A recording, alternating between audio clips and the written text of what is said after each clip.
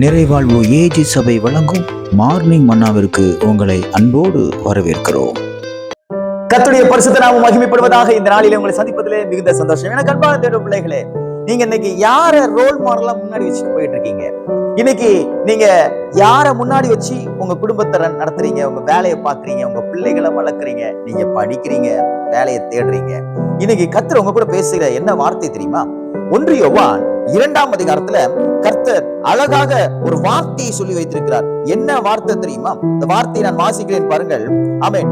அவருக்குள் நிலைத்திருக்கிறேன் என்று சொல்லுகிறவன் அவர் நடந்தபடியே தானும் நடக்க வேண்டும் என்று யோவான் எழுதுகிறார் 1வது நிருபத்தில். நன்றாக புரிந்து கொள்ளுங்கள். நான் எனக்கு ரோல் மாடல் எது தெரியுமா? இந்த பரிசுத்த வேதாகமம் தான். எனக்கு ரோல் மாடல் யார் தெரியுமா? இயேசு கிறிஸ்து தான். அப்படி என்று நாம் இருக்க வேண்டும். சொல்வது மாத்திரமல்ல, அதான் சொல்லப்பட்டிருக்கு, நான் அவருக்குள்ள நிலைச்சிருக்கிறேன்னு சொல்லிட்டு என் கால் போன போக்குல, என் கண் பார்க்கிற பார்வையில நான் போகக்கூடாது. நான் அவர் நடந்த வழியில, இயேசு கிறிஸ்து இந்த உலகத்துல 33 வருடங்கள் இருந்தார்.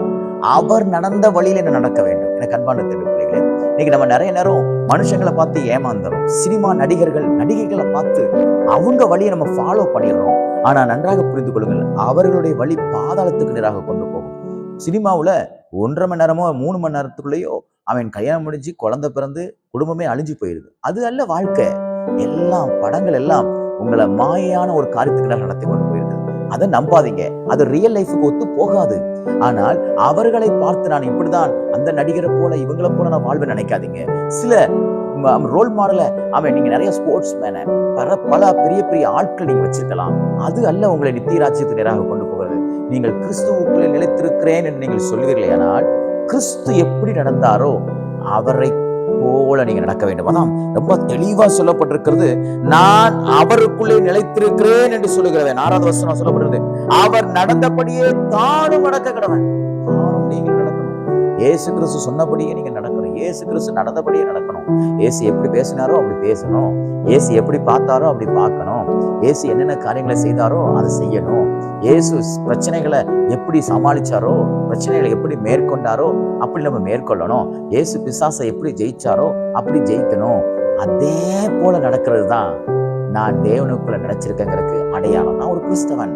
நான் சபைக்கு போறேன், நான் ஆராதனைக்கு போறேன், நான் காணிக்கை கொடுக்குறேன், தசமபாகம் கொடுக்குறேன், நான் அப்படி இருக்கிறேன் இப்படி இருக்கிறேன், நான் ஊழியம் செய்றேன், அதெல்லாம் நத்திங். நீங்க கிறிஸ்துவ போல நடக்கிறீங்களா? நீங்க அவருக்குள்ள நினைச்சிருக்கிறேன்னு நீங்க சொல்லுவீங்கன்னா நீங்க சொல்ல தேவையில்ல, உங்க வாழ்க்கை காண்பிச்சு கொடுக்கும். நீங்க அவரை போல நடக்கணும்.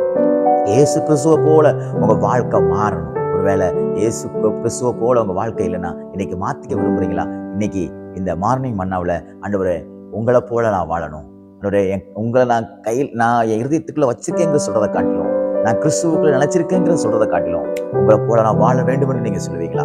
தேவனுக்கு அருவருப்பான காரியங்களை எடுத்து போட்டு கிறிஸ்துவை போல நீங்கள் வாழ பயிற்றுவீங்கள்.